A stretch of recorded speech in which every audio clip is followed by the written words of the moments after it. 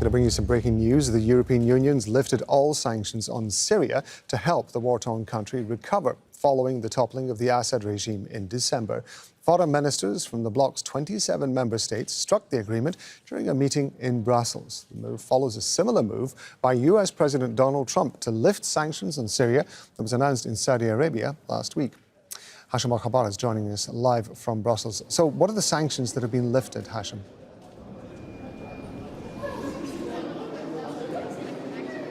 Rob, we're talking about a series of economic sanctions that were imposed by the EU on the former regime in Syria. And those were basically sanctions that targeted the transport sector, energy, and also the banking sector. Back in 2011, 2012, the EU decided to freeze assets of the Syrian Central Bank and also to cancel all Syrian Airlines trips into and out of Europe. And they also put more sanctions on the energy sector to deny Bashar al-Assad any access to revenues from the oil exports globally. And this was against the backdrop of the relentless bombardment that claimed the lives of hundreds of thousands of civilians back then in Syria. What does that mean? It's quite a significant development. It's first of all an acknowledgement that the EU recognizes the authority which is operating now in Syria, and that there needs to be now more and more financial transactions to be made to pave the way for the creation of financial stability and improve the living standards of the people in Syria.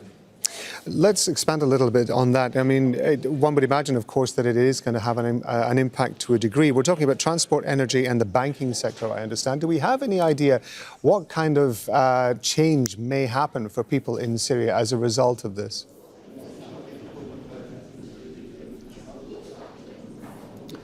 Rob, it is really significant for different reasons. First of all, this is also going to be a recognition of the fact that you have to reconnect the Syrian financial and banking system with the global banking sector. It is quite a significant development for the Syrians to be able now to wire their own transfers back to Damascus and across the country without fear of any repercussions or sanctions imposed by the international community, the EU in particular. It is going to mean also that the assets of the Central Bank of Syria that were frozen in the European level are going to be now lifted, plus allowing the government to start also exporting oil globally. We're talking about the potential for more and more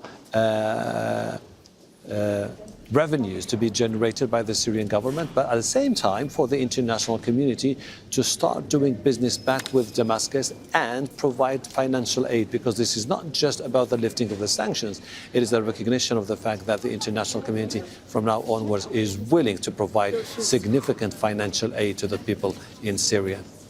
Hashem, thank you very much indeed. That's Hashem Ahelbarra talking to us from Brussels. Make sure to subscribe to our channel to get the latest news from Al Jazeera.